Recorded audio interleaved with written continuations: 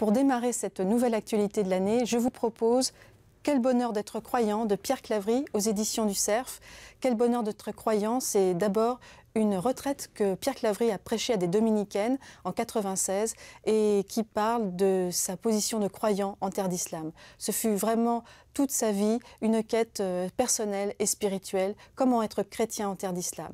Mais c'est aussi une très belle réflexion sur l'alliance de Dieu avec les hommes, sur la pauvreté et la solidarité et sur la découverte de l'autre. Je vous recommande tout spécialement une très belle homélie qui a été rajoutée en annexe à la fin de cet ouvrage et qui reste d'une troublante actualité. Un grand homme également pour démarrer cette année, il s'agit de Saint Thomas d'Aquin de Jean-Pierre Thorel aux éditions du Cerf. Si vous avez envie enfin de découvrir Saint Thomas d'Aquin, l'auteur de la Somme théologique, un nom qui fait peut-être un peu peur, eh bien c'est le moment. Jean-Pierre Thorel a décidé d'offrir cet ouvrage pour le plus grand nombre, destiné à tous donc, et il ne faut pas que vous ayez peur de l'érudition de Jean-Pierre Thorel, qui est un des plus grands spécialistes, parce que vraiment il se met au service de chacun, ici dans cet ouvrage. Nous découvrons le philosophe, le grand théologien bien sûr qu'il fut, mais aussi un maître spirituel, et c'est souvent ce qu'on oublie pour saint Thomas d'Aquin et que Jean-Pierre Thorel nous fait découvrir à travers ses écrits. Un très très beau livre.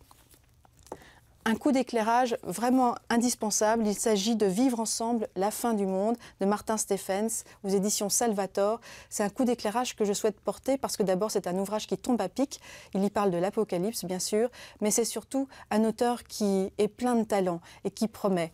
Martin Stephens est un jeune philosophe chrétien qui nous avait enchanté l'année dernière avec son petit traité de la joie, et ici eh bien, il nous parle de nos peurs, de ces peurs qui entravent nos désirs d'avenir.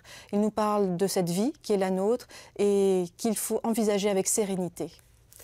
Pour continuer l'actualité, je vous propose une réflexion très intéressante des éditions Fidélité et si l'Église revenait à l'Évangile de José Daven et Michel Salamollard.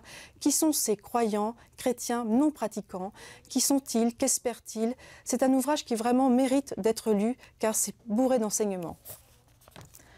Une très belle réflexion spirituelle, c'est celle de Jacques Neuwartz avec la Genèse aux éditions Bayard.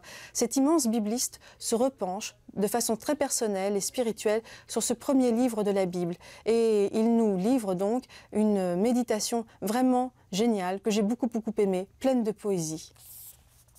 Dans quelques semaines, il sera temps de jeûner avec le corps et l'esprit. C'est le titre de ce livre que nous proposent Anselm Grün et Peter Müller aux éditions Salvator. Et enfin, pour conclure, L'écarlate et la blancheur, c'est un ouvrage de Dominique Poneau, une belle réflexion spirituelle sur l'espérance et une très belle réflexion aussi, une méditation même sur la figure de Judas, à découvrir donc aux éditions Salvator.